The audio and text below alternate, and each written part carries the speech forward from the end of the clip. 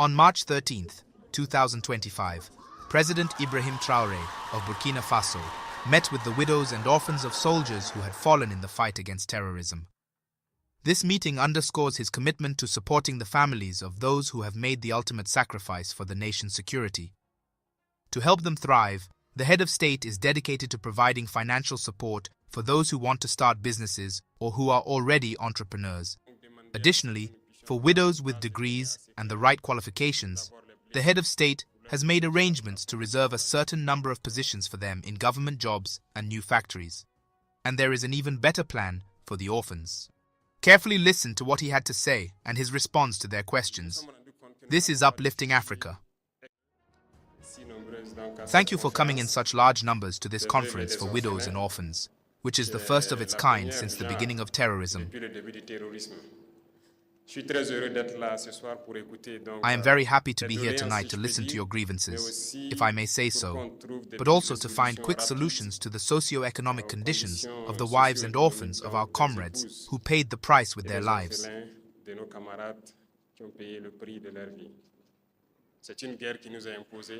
It is a war that was imposed on us. We have no choice but to fight, and that is what we are doing today. More than ever, we have the initiative on the ground, and we avenge, day by day, all those who have lost their lives in this fight since 2015. We cannot imagine the pain of each and every one of you, but we know that you are the heroes. During our absences, God alone knows how you suffer, whether we return or not. Women continue to suffer at home. Children suffer greatly from our absence. It is painful, but be sure of one thing. It is for the homeland. And all we can do is think about how to take care of you so that this pain can be eased.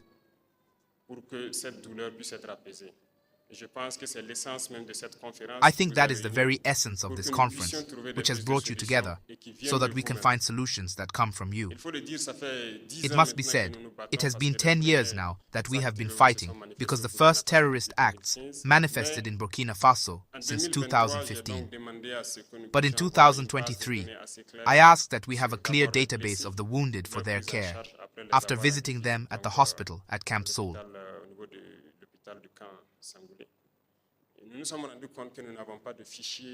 And we realized that we do not have an exhaustive list of our wounded. We also held a conference with them last year, which helped to identify many solutions. However, we needed a clear list, and that allowed us in 2023 to think about the list.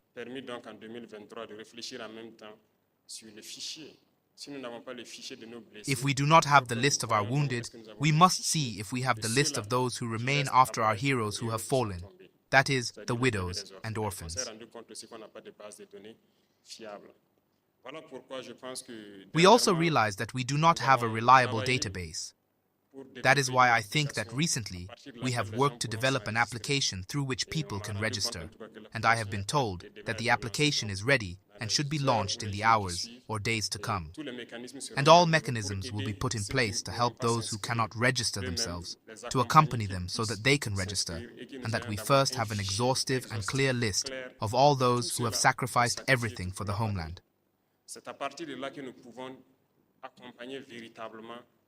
It is from there that we can truly support the wives and children you continue to support.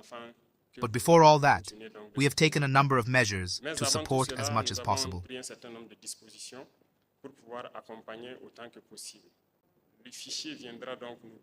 The list will give us the extent of the situation and allow us to take appropriate measures.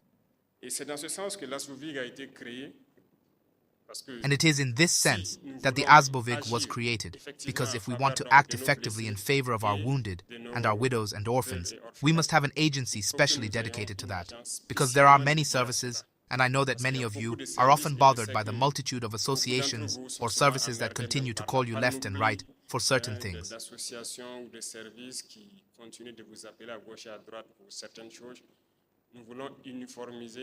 We want to standardize all this data. That is why the ASBOVIG was created, and I think you will contribute through representatives at the ASBOVIG to take charge of a certain amount of data. I am already happy with the first point that was raised, namely, finding a federation that will bring together all the widows in Burkina Faso. That is already a very good start. With the database, I think it will be very easy to do, and it is from there that we can act consistently in your favor. Returning to the points that were raised here, when I take the case of women's empowerment, as you said, we must go towards that each woman can have what she needs to feed her family. That is the very essence of what we want to do. It is imperative. Otherwise, how will we educate the children? How will we take care of the children? So, in this context, you have cited a number of measures that can be considered, and we will think about the case of those who have attended vocational schools, those with academic diplomas. The Ministry of Public Service is already thinking about that, about quota issues, and also about the training centers that we have already initiated on a small scale. But it is not globalized. And I say again, the list will allow us to have a map because there are those who are in the big cities. But we must, through the lists, know how many women come from Goron, how many women come from Nyangoloko, how many women come from Nauna, and so on. This will allow us to have, according to the geographical situation, the proportion of women, and we can decide to put specific centers in certain parts of the country to provide support. But from now on, with everything you have said, I can tell you something. We are in a dynamic of being able to integrate you as we go along, whether it is those who have diplomas or those who do not. Those who benefit from training, whether in sewing, soap making, catering, and others. We are restructuring many funds at the government level. So this year, I was able to see the report, for example, of funds that we have called Faso Kabui. They have given loans of nearly 7 billion, but the purpose for which they take the loan, I have given instructions to redirect the loans towards strategic objectives. You will be able to benefit from loans in these structures. The FAR, which you know well, which we are also revitalizing, is in favor of all women. If the list is clear, we can have special advantages so that you can also have funds there to set yourselves up. There is the fund that existed for financial inclusion, which we have transformed into an agency recently in the Council of Ministers. If you have followed, it has become the Agency for the Promotion of Financial Inclusion, and we want to equip them so that they can support you. And it is the fund that is really dedicated to small and very small businesses, especially women who are starting businesses, to be able to have the minimum credit and be autonomous in their employment. In addition to all that, those who want to start businesses in the field of agriculture or agricultural processing, we also want to replenish the Dunkafa fund so that you can apply. And once we have the list clear enough, if you apply, the ASBOVIG will see how to interact with all these funds to facilitate and monitor what you are going to undertake. So, we do not want to train you just and leave you.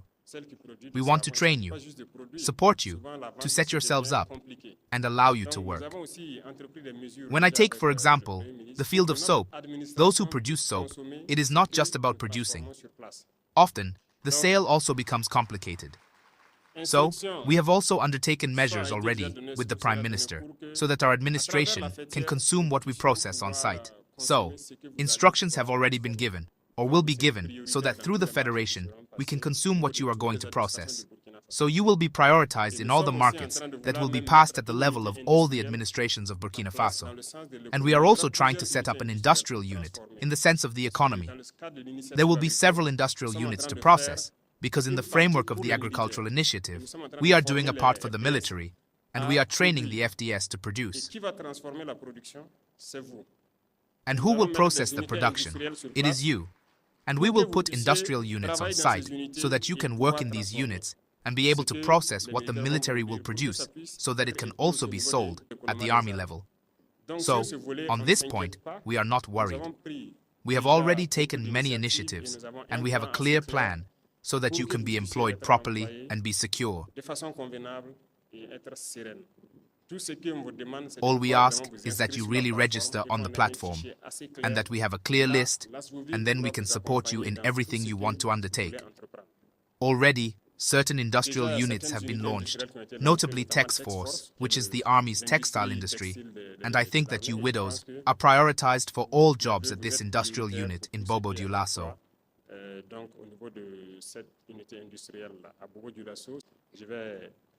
I will inform you that you are prioritized in these recruitments up to a certain category that is not technical, notably related to the handling of machines and everything else. So there are many initiatives that are taken in this sense so that you can be really autonomous.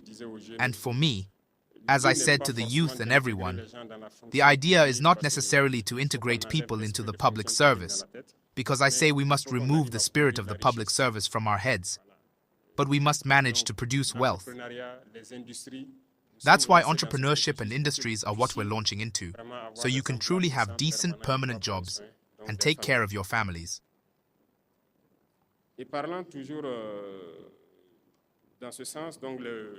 Speaking in that vein, as you asked for more training centers, the mapping will tell us what kind of center and where to create it. If we create centers without knowing where the widows and orphans are concentrated, we won't be effective. So, by registering on the platform, we can map and choose the right locations to set up training centers.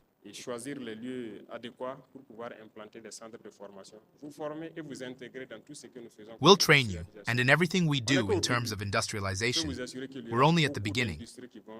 I can assure you that many industries will be set up in Burkina Faso, both by the private and public sectors. And with the private sector, we're discussing so that if they create businesses, you'll be prioritized for certain jobs.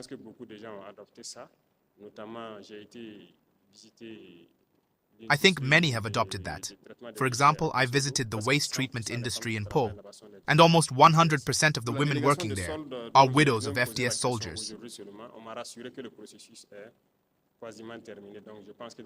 Regarding the soldier delegation, I was assured today that the process is almost complete, so I think it will be resolved in the coming days.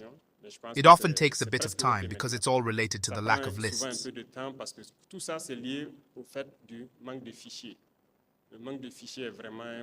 The lack of lists is a very serious problem, and once that's resolved, I think things will be better.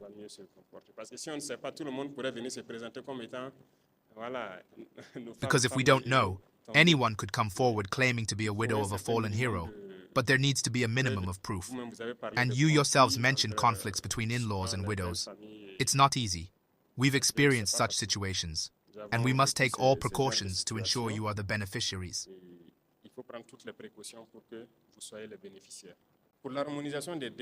Regarding the harmonization of decrees, I think that's a point we'll address quickly within the National Armed Forces and the Internal Security Forces to see how we can harmonize indemnities and see what's feasible in that area.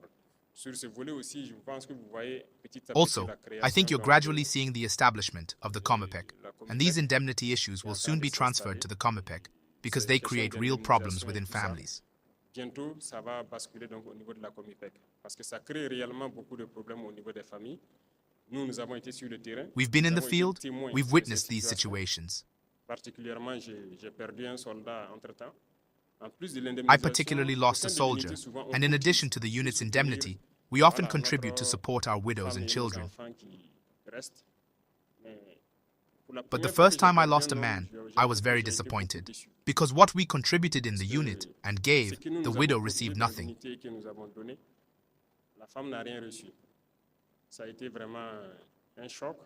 It was a real shock. We had to recontribute as we could and support her. That's why I said to take this indemnity issue into account at the COMEPEC, because no one wants to lose a man in the field. But if someone falls for the homeland, we shouldn't just give money afterwards and give it away like that. It won't serve any purpose. So, I said to think about not just paying a lump sum, but to develop something for the widows and orphans to benefit from.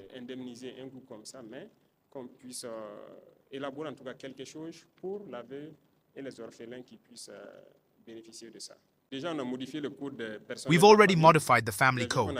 You've seen that we've now legalized customary marriage, So, those who don't want to go before the mayor, I think it will be valid from now on. We're waiting for the assembly to adopt it so we can move forward. Because it's our culture. We get married like that. We don't know why people said we had to have a marriage from elsewhere to be recognized. No, we're used to getting married like this. So we decided to modify that in the family code so that we recognize it, whether someone gets married in a church, mosque or traditional ceremony, so that we can make a clear document, and it will be valid before the law and even at the Comipec.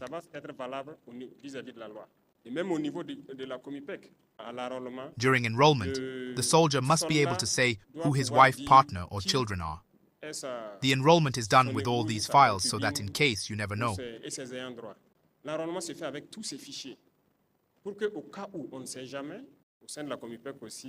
At the Comipec, I come back to that a lot because we've planned many things there to support you. Notably, we've planned a solidarity fund there. We make deductions, we save, it's mandatory savings, and it's all for the families. Because as a soldier, anything can happen at any time. But we want that if it happens, the families aren't in a very complex situation. So it's not only at the National Armed Forces level, but the Comipec takes into account all the internal security forces. Regarding social housing, there's no problem. I think those are reflections we'll have, and I'll give you my vision. I know many people know it. We can't continue to build isolated social housing like we do. So I told the Minister of Urbanism to switch to an apartment system. We need to build upwards and have apartments. When the state can do it, we'll see how we can give advantages. And as I said, even through the Comipec, we want to see how soldiers can really have this type of housing and be safe once again. Because if we continue with social housing like we do now, with a living room, 1 or 2 bedrooms, a bit scattered, when we're 50 million, how will we do it? We won't be able to cultivate anymore because we'll build all over Burkina Faso. There won't be any land left. Everyone will have their plot. We won't manage. So I said to stop all that and start building upwards. And so the reflection is on that currently, so we can launch the work. And in that, we'll have apartments with a social housing system, and people will be safe at home. Having a roof is the most important thing, and being really safe. So, those are aspects that the ASBOVIG can take into account in due time. We'll see what facilities we can have. And in that way, I've given instructions at the Comipec to facilitate that. Regarding indemnity files, exactly, we talked about it. Even the death certificate is a problem to get. We've also faced that. As I said, once you lose a man in the field, as a unit leader, you can't just ignore the situation. You have to follow up. Is the death certificate issued? Has the family received their rights? So I've experienced those situations where you have to suffer. I've given instructions to certain ministers responsible for that area, so that, for example, someone who died on detachment in a given commune, we need to find a way for certain documents to be done at the central level, instead of saying to go back there to do certain documents.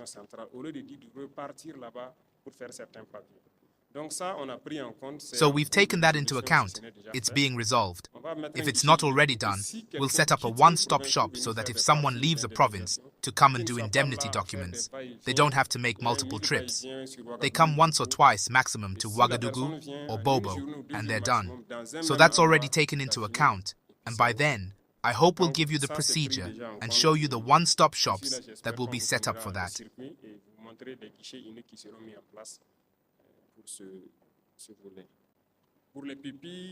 Regarding the PIAs, as I said, we're doing it little by little through the Ministry of Justice. You're following it bit by bit. They're studying the files, and we're classifying people on the list of PIAs of the nation.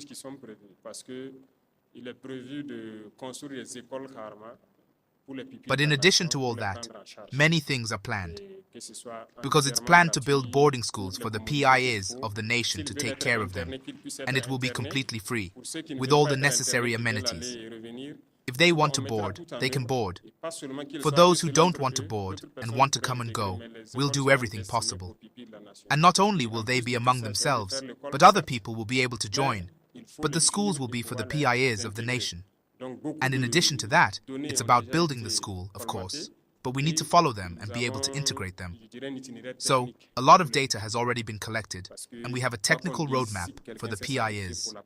Because whatever we say, if someone sacrificed themselves for the homeland, we can't leave their child like that. So, many measures have been taken. In addition to educating them, allowing them to go to school calmly, we've prepared the ground so that they can be employed once they reach majority or reach a certain level of diploma, so they can be integrated and have a job. So that's already been thought out, and only the implementation of the first step remains, which is the schools for the PIs of the nation. So, we've thought about it. We've found a school model, and that's what people have started to build bit by bit. So, it's not likely that we'll have many schools built by 2025, but in 2026, we'll see if we reach the number. We'll create the first schools for the PIs of the nation with the necessary boarding facilities, and they'll learn many things there to be autonomous in due time. Regarding psychosocial care and everything else, I think the army itself didn't have psychologists like that. In the early days, you need a certain amount of psychological care. But we've recruited many, and we hope to act very soon. And the social aspect, I think many structures are already acting, notably social action, and a number of services within the army. And there are also donations made from time to time, and we try as much as we can to support, but it's still not enough.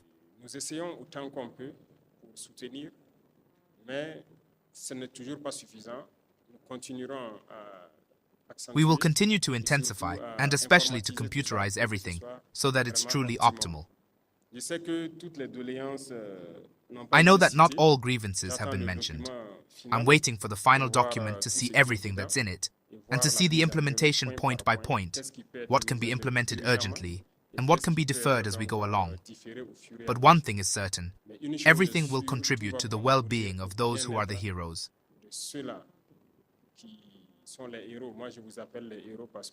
I call you heroes because I like to tell the men that we who go to battle are not the heroes. It's you who are behind, who spend sleepless nights thinking about everything that could happen. It's you who are the heroes, and it's you who take care of the families behind us. The military is never there every day on the ground with the same intensity. It's not easy. So everything has been thought out to take care of you, and so that you can take care of our little ones, and that they can be integrated smoothly. So, rest assured that the objective of this conference was to find solutions coming from you, and that we could enrich our reflection and allow you to be autonomous.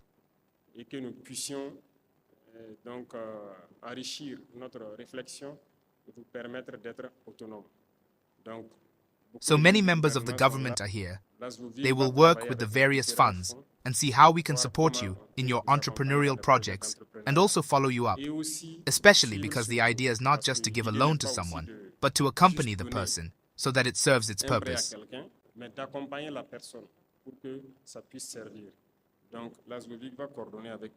So the ASBVIG will coordinate with all the structures that could be interested in this area and accompany you to be autonomous. I can only wish you good courage because you are the most resilient of our homeland, and continue in that direction and assure you that we have almost won this fight. We will win.